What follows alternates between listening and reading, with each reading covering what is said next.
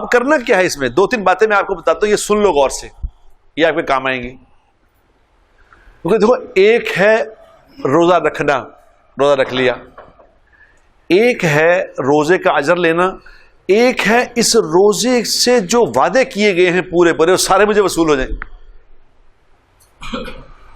سب چاہتے ہیں نا اس کے کہ مجھے روزے کی رمضان کا پورا اجر مل جائے، جو اللہ نے وعدے کیے وہ سارے وعدے مجھ پہ پورے ہو جائیں. چاہتے ہیں نا سارے؟ اس کے لیے 3 باتیں یاد رکھو. 3 باتیں جو کر لے گا اس رمضان میں، اس کو رمضان کا بھرپور اجر مل جائے گا. وہ تو میں بتاتا ہوں، وہ تو بڑی کیسٹیں چل رہی ہیں، وہ تو میرے خیال کو کروڑوں لوگوں نے دیکھ لیا کہ رمضان میں وہ 4 باتیں جو میں نے عرض کی ہیں وہ تو آپ نے سب نے سن لی ہوں گی. اب روزہ بچانا کیسے ہے؟ روزے بچانے کے لیے 3 باتیں ہیں. جو یہ 3 باتوں پہ عمل کر لے گا، اس کا انشاءاللہ تعالی پورا رمضان کا اس کو اجر مل جائے گا. بتا دوں. نمبر 1، رمضان میں یہ کوشش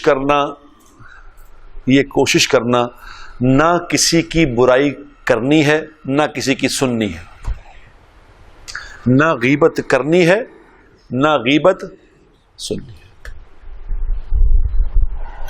کیونکہ میرے دوستو، یہ غیبت وہ گناہ ہے، نہ کچھ حاصل کیا نہ کچھ لیا، سارے عمل ضائع ہو گئے. جس کی غیبت کی، میرے سارے نیک عمل اس کو پہنچ گئے، اس کی برائیاں مجھے آ گئیں بلا وجہ. اور غیبت انسان کیوں کرتا ہے؟ ایسے چسکے کے لیے، خواہ یہ اللہ نے اندر ایک رکھی بھی ہے. دونوں چیزیں ہیں نا، خیر اور شر دونوں اندر ہیں.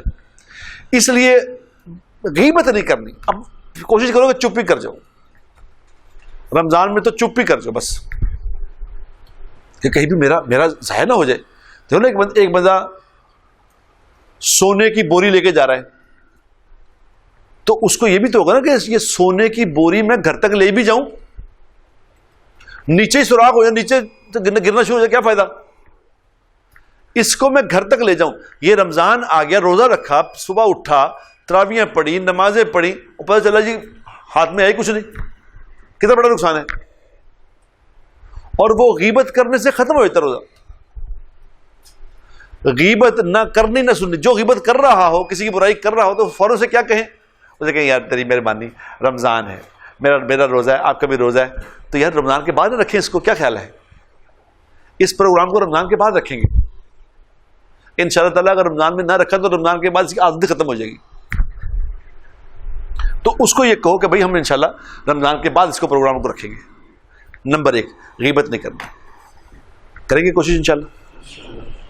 نمبر 2، بد نظری نہیں کرنی. بد نظری، نظر کی حفاظت کرنی. کیونکہ بد نظری ایسا جرم ہے، یاد رکھنا، بد نظری ایسا جرم ہے جس کی سزا انسٹنٹ ملتی ہے، فوراً. اور اس کی نظروں کی حفاظت کرنے کی جزا بھی انسٹنٹ ملتی ہے، فوراً. کر کے دیکھ لو. میں آج کل لوگوں سے کہہ رہا ہوں کر کے دیکھو اس کو. اب آپ کی کسی عورت کی نظر پڑی کسی مرد پہ، کسی مرد کی نظر پڑی عورت پہ. اللہ نے دونوں کو کہا ہے کہ ایمان والی عورتیں، ایمان والے مرد اپنی نگاہوں کو جھکا کے رکھیں. یہ قرآن نے حکم دیا ہے دونوں کو. اب آپ کی نگاہ پڑی کسی غیر مرد پہ، آپ تو مرد ہیں، آپ کی نگاہ پڑی کسی عورت پہ. اب جب کسی غیر محرم پہ نظر پڑتی ہے نا، تو اندر ایک قوت کہتی ہے کہ اچھی طرح دیکھ لے، غور سے، اچھی طرح غور سے دیکھ. اور اگر اپنے اندر کی بات مان لی اور غور سے دیکھ لیا، تو جب وہ غیر محرم چلی گئی تو اب اپنے دل کو دیکھنا کہ اپنے دل میں خوشی ہوئی ہے یا غم ہوا ہے. آپ کو فوراً پتہ چل جائے گا. اور اگر کسی پہ نظر پڑ گئی اور وہ اللہ کے خوف سے نظر جھکا لی، اللہ کے خوف سے نظر جھکا لی، کہ اللہ نے منع کیا دیکھنے سے، منع جھکا لی، تو اس پہ حدیث میں آتا ہے جو کسی غیر محرم پہ نظر پڑے اور اللہ کے خوف سے وہ جھکا لے تو اللہ پچھلے سارے گناہ معاف کر دیتے. کتنا بڑا عمل ہے بتاؤ. کوئی تو بات ہوگی نا اس میں کہ سارے گناہ معاف. اور نمبر 2، اللہ انسٹنٹ دل کے اندر ایک نور کی لہر ڈالیں گے. نور کی ایک لہر اس کو ملے گی جو اس کو فوراً محسوس ہوگی.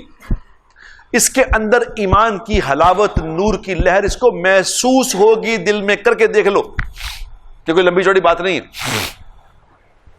یہ مقابلہ تو ہر وقت ہونا ہے. رمضان میں ایسی جگہوں سے پرہیز کرو میرے دوستو. رمضان میں ایسی جگہوں سے پرہیز کرو جہاں پہ بد نظری کا خدشہ ہے. ایسی نظروں سے، ایسی جگہ سے بچو. بیچاری ہماری جو مستورات ہیں، عورتیں ہیں، ان کو تو شیطان بازاروں میں لے جاتا ہے. وہ تو ساری شاپنگیں رمضان میں کر رہی ہیں. وہ سمجھتی ہے مہینہ شاپنگوں کا مہینہ. حالانکہ یہ مہینہ تو حضور اکرم سے جب آتا تھا تو حضور اکرم صلی اللہ علیہ وسلم لنگوٹا کس لیتے تھے، جاگنا لمبا کر دیتے تھے، تیاری شروع کر دیتے تھے، عبادت میں لمبی عبادت کرتے تھے کہ بھی مہینہ رمضان کا آ گیا. تو ہمیں پتہ ہی کچھ نہیں. وہ عورتیں روزہ رکھ کے بازار چلی جاتی بیچاری، سارا دن بازاروں میں پھر رہی ہیں، غیر محرم سے باتیں کر رہی ہیں، چیزیں فضول وقت ضائع کر.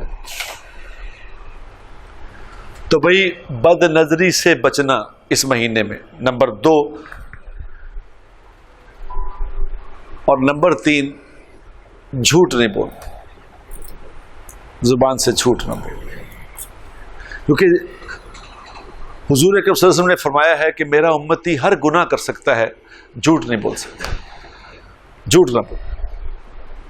ہمیں پتہ نہیں اس بات کا، ہمیں پتہ نہیں میرے دوستوں کہ یہ جھوٹ کیا عذاب ہے. یہ سارے اعمال کو کھا جاتا ہے جھوٹ. اس لیے خدا کا واسطہ اس کی پریکٹس کر لو اس مہینے میں کہ جھوٹ نہیں بولنا. حدیث میں آتا ہے کہ بہترین مسلمان وہ ہے جو کوئی بات زبان سے نکالے تو خیر کی نکالے، ورنہ خاموش رہے. جتنا زیادہ بولو گے اتنی غلطیاں زیادہ کرو گے. تو کوشش کرو کم بولیں. کیا ہے زیادہ بولنا؟ کوئی عزت کی بات نہیں. زیادہ بولنے والا غلطیاں کرے گا، اس لیے بالکل کم بولو. ضرورت کی بات بولو رمضان میں، اور غیر ضروری بات نہ بولو.